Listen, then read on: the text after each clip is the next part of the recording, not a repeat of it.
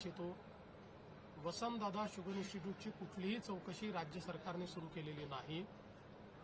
या ठिकाणी ज्यावेळेस आपला गाळप हंगामाची बैठक झाली होती त्या बैठकीमध्ये वेगवेगळे जे पैसे आपण कापून घेतो त्याचा विनियोग नेमका काय होतो या संदर्भातली माहिती घेतली पाहिजे असं सर्वसमक्ष ठरलं। त्यामध्ये आपण वसंतदादा शुगर इन्स्टिट्यूट करता वर्षानुवर्ष 1 रुपया हा कापून घेतो। त्यामुळे जसं इतरांनी त्या पैशाचं काय केलं याची माहिती मागितली तेवढीच माहिती साखर आयुक्तांनी ही वसंतदादा इन्स्टिट्यूटला मागितली आहे।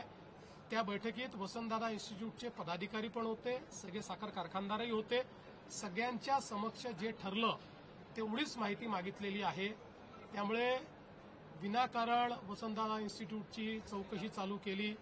आमच्याकडे तक्रार आली, गंभीर असेल तर आम्ही करूही, पण अशी कुठली तक्रारही आलेली नाही।